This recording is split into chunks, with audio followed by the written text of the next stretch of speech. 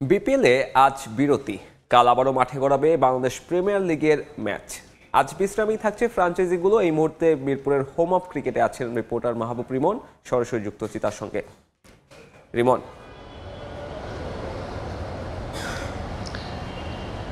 একেবারে শেষের দিকে দাঁড়িয়ে বাংলাদেশ প্রিমিয়ার লিগ বিপিএল এর ১১তম আসর। গেল বছরের ডিসেম্বর যে টুর্নামেন্ট শুরু হয়েছিল ৪৬টি ম্যাচের ৪০টি কিন্তু ইতিমধ্যে সম্পন্ন হয়েছে। তবে যে ৬টা ম্যাচ রয়েছে অনেক ইকুয়েশন রয়েছে এবং ৩টা দল ইতিমধ্যে কিন্তু যে সেরা ৪ সেটা নিশ্চিত করেছেন। তবে আগামীকাল দুটো ম্যাচ, বিশেষ করে প্রথম ম্যাচটা খুলনা এবং ঢাকার। খুলনা যদি ঢাকাকে হারাতে পারে তবে কোনো ইকুয়েশন ছাড়াই কিন্তু চতুর্থ দল হিসেবে খুলনা সেরা ৪-এর জায়গা করে নেবে। সেক্ষেত্রে বাদ পড়বে রাজশাহী। ইকুয়েশন রয়েছে কিন্তু বরিশাল এবং রাজশাহীর ম্যাচও, অর্থাৎ বরিশাল এবং চিটাগাংয়ের ম্যাচ, অর্থাৎ দিনের যেটা দ্বিতীয় ম্যাচ, এবং সেই ম্যাচে যদি বরিশালকে চিটাগাং হারিয়ে দিতে পারে তবে রংপুরকে টপকে কোয়ালিফায়ারে জায়গা করে নেবে কিন্তু চিটাগাং। এসব ইকুয়েশনের বাইরেও কিন্তু যে ফ্র্যাঞ্চাইজিগুলো রয়েছে তারা নিত্য নতুন ক্রিকেটারদের দলে ভেরাতেও নানা ধরনের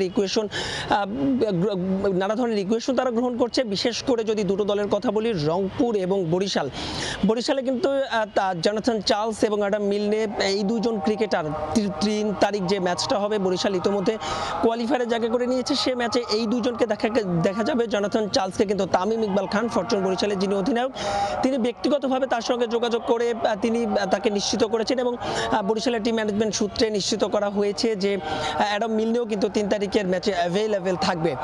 এর বাইরে যদি রংপুরের কথা বলি, একাধিক ক্রিকেটারের সঙ্গে রংপুরের কথা হচ্ছে। গতকাল সংবাদ সম্মেলনেও শানিয়ান তামিম সেই বিষয়টি কিন্তু আসলে গণমাধ্যম কর্মীদের জানিয়েছেন। ডেভিড ওয়ার্নার, টিম ডেভিড সহ একাধিক ক্রিকেটারের কথা বলা হচ্ছে। তবে যেহেতু তারা এখন একটা ফ্র্যাঞ্চাইজি লিগে খেলছেন, সরাসরি এই বিষয়ে আসলে নামগুলো তারা প্রকাশ করেনি। এই দুটো দল বলছিলাম যে বরিশাল এবং রংপুর, বিশেষ করে জানেন যে রংপুর টানা ৮টা ম্যাচ জয়ের পরে টানা 4টা ম্যাচ হেরে কিন্তু অনেকটাই ব্যাকফুটে। সেক্ষেত্রে আসলে বিদেশি ক্রিকেটার নিয়ে তাদেরকে যেহেতু খুশদিলের মতো ক্রিকেটারকে তাদের ছেড়ে দিতে হয়েছে, তারা তাদের শক্তিটাকে আরও ভারী করতে চাচ্ছে।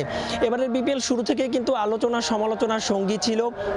বিশেষ করে শুধু মাঠ নয়, মাঠের বাইরে নানা নেতিবাচক কর্মকাণ্ডে ফারুক আহমেদ এবং তার বোর্ড কর্তারা কিন্তু নানা ধরনের সমালোচনার জন্ম দিয়েছেন। এখন দেখার বিষয় আসলে শেষটা করার আগে সেই নতুন কোনো সমালোচনা আসলে শুরু হয় কিনা। শেষ করব, দলগুলো আজ অনুশীলন করবে না, শুধুমাত্র ফরচুন বরিশাল 3টা থেকে 5টা পর্যন্ত তারা অনুশীলন করবে। এই ছিল আমার কাছে মিরপুর থেকে সবশেষ দলগুলো অনুশীলনের খবর।